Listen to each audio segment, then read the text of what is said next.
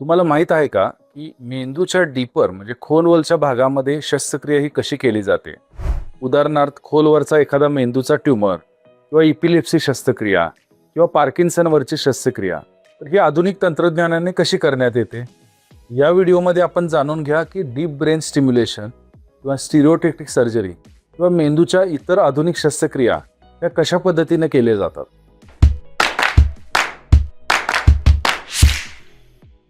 नमस्कार, मी doctor Ravindra Patil, director आणि consultant neurosurgeon, समर्थ neuro आणि सुपर स्पेशालिटी हॉस्पिटल सांगली.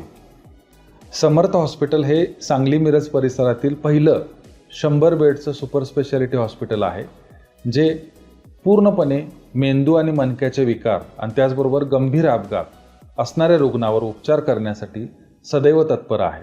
मेंदूच्या खोल भागातील शस्त्रक्रिया, आधुनिक तंत्रज्ञानाची किमया. मेंदू हा अत्यंत जटिल, नाजूक आणि अनेक कार्यासाठी जबाबदार असलेला अवयव आहे. किंबहुना असंही म्हणता येईल की मेंदू हा शरीरातील सर्वात महत्त्वाचा अवयव आहे. मेंदूचे काही भाग मेंदूच्या पृष्ठभागावर असतात, तर काही भाग हे मेंदूच्या आत खोलवर असतात. यालाच आपण डीप ब्रेन स्ट्रक्चर असं म्हणतो. उदाहरणार्थ थॅलॅमस, हायपोथॅलॅमस, बेसल गँग्लिया, सबथॅलॅमस न्यूक्लियस किंवा ब्रेनस्टेम हे सर्व खोल भागामध्ये मोडतात. या ठिकाणी कोणतीही शस्त्रक्रिया करणं ही एक सर्जिकल कसरत असते.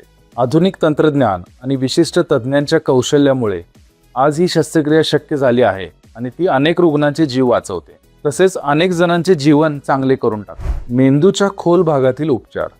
एखादा आजार जर मेंदूच्या वरच्या भागात असेल किंवा कॉर्टेक्समध्ये असेल तर त्याच्यावर उपचार करणं हे सोपं जातं. पण तोच आजार जर मेंदूच्या खोलवरच्या भागात असेल, उदाहरणार्थ ब्रेन ट्यूमरची गाठ ही मेंदूच्या खोलवरच्या भागात असेल, तर त्या ठिकाणी शस्त्रक्रिया करणं हे तुलनात्मकरित्या अवघड राहतं. मेंदूतील खोल भागात काही विशिष्ट विकार उद्भवतात, जसं की पार्किन्सनचा आजार.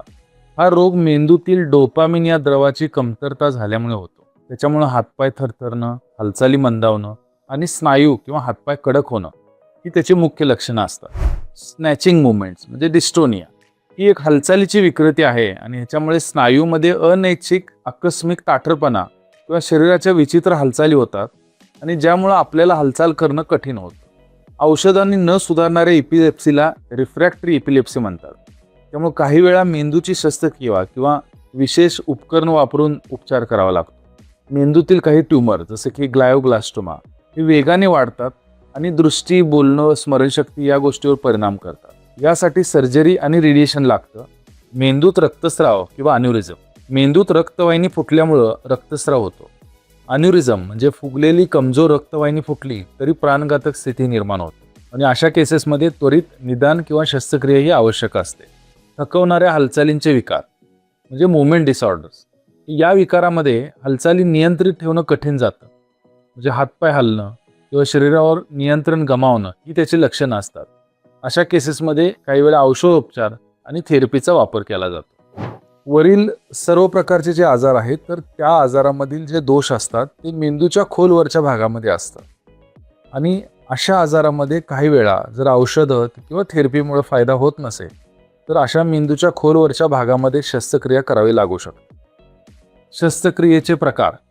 डीप ब्रेन स्टिम्युलेशन ही शस्त्रक्रिया पार्किन्सन, डिस्टोनिया किंवा काही प्रकारचे इपिलेप्सीसाठी वापरली जाते. या प्रक्रियेमध्ये मेंदूच्या ठराविक खोल भागामध्ये, उदाहरणार्थ सबथॅलॅमिक न्यूक्लियस, एक बारीक इलेक्ट्रोड टाकला जातो.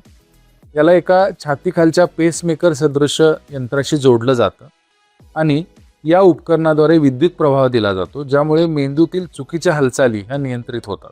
याचे फायदे काय? तर याच्यामुळं औषधांची गरज कमी होते, हालचाल सुधारते आणि झोप, बोलणं, समतोल या क्रिया ज्या आहेत त्या पूर्ववत होऊ शकतात. स्टिरिओटॅक्टिक शस्त्रक्रिया ही एक अत्यंत अचूक तंत्रज्ञानावर आधारलेली प्रक्रिया आहे, ज्याच्यामध्ये रुग्णाच्या मेंदूचा 3D नकाशा केला जातो आणि त्यानुसार विशिष्ट मेंदूवर शस्त्रक्रियेसाठी मॅप तयार केला जातो. ट्यूमर किंवा पू होणं मेंदूमध्ये किंवा रक्तस्राव असेल तर बऱ्याच वेळा अशा अचूक बिंदूवर प्रवेश करून या शस्त्रक्रियेद्वारे उपचार केले जातात. Endoscopic surgery. मेंदूच्या खोल भागामध्ये पोहोचण्यासाठी काही वेळा नाकातून तर काही वेळा कवटीतल्या अत्यंत लहान छिद्रामधून कॅमेऱ्याच्या मदतीनं सुद्धा एंडोस्कोपिक सर्जरी करता येऊ शकते.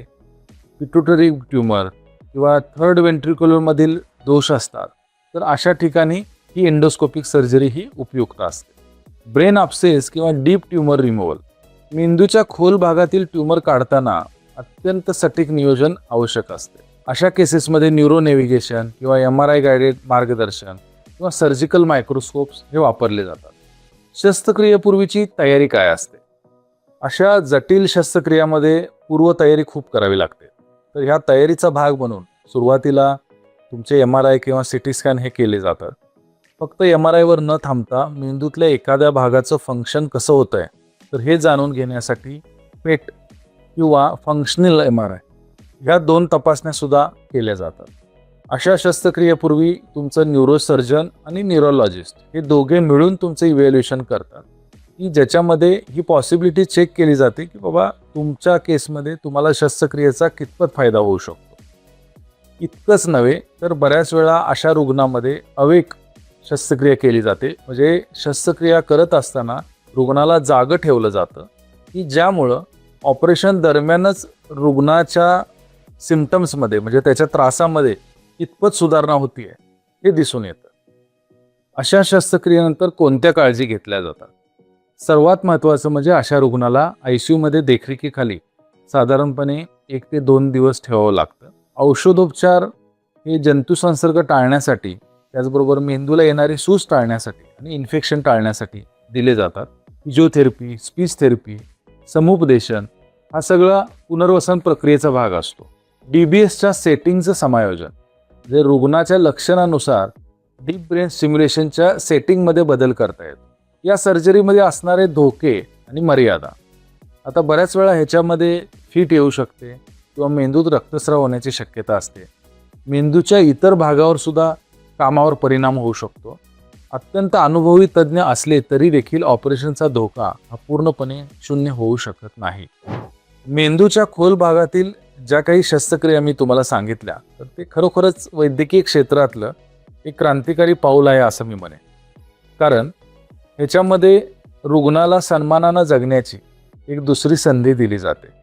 अर्थात या शस्त्रक्रियेमध्ये धोके असतातच, पण नवनवीन तंत्रज्ञानाच्या वापरामुळं असे धोके कमी करण्यामध्ये वैद्यकीय तज्ज्ञांना यश येत आहे.